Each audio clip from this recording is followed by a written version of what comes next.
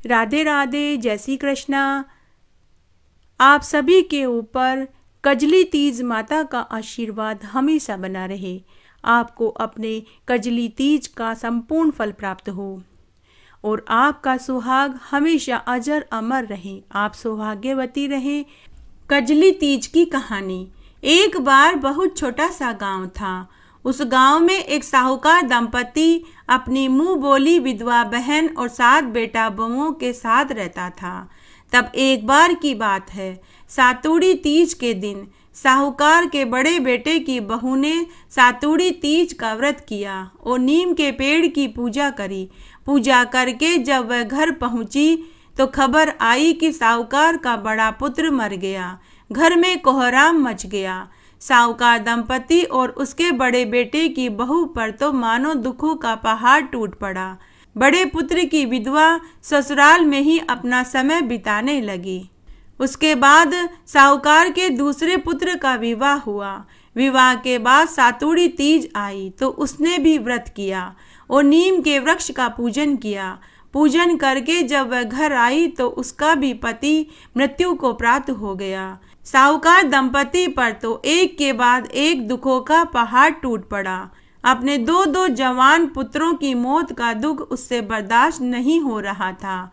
दो जवान पुत्र वधुओं को देखकर उन्हें जीना पड़ रहा था।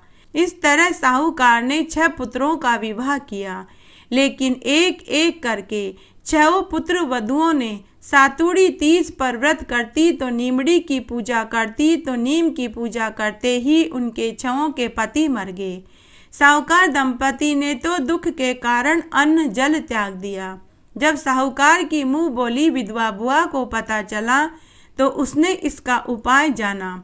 तब विधवा बुआ ने कहा कि कजली तीज व्रत करके नीम की पूजा करने से यह महान कष्ट उठाना पड़ रहा है। तब उसने अपने भाई भौजाई को सांत्वना देते हुए कहा कि आप चिंता मत करो, सब ठीक हो जाएगा। तब समय बीतने लगा।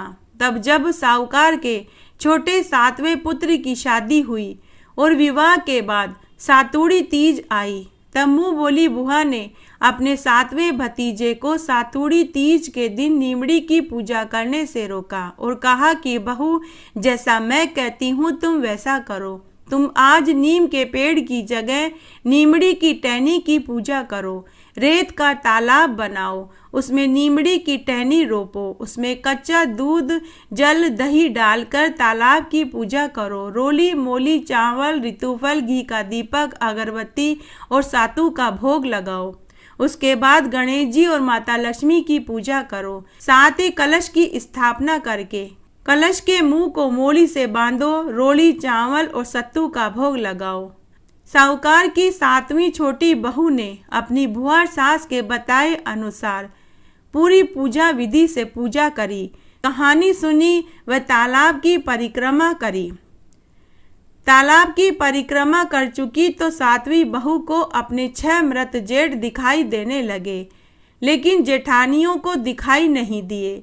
तब 7वीं बहू ने अपनी सभी 6 जेठानियों से भी नीम की टहनी की पूजा करवाई। तभी अचानक आश्चर्यजनक घटना घटित हुई।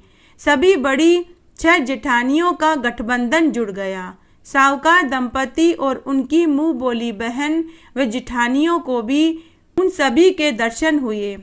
तब से सभी कजली तीज में नीमड़ी के पेड़ की जगह नीम की टहनी की पूजा करने का विधान है।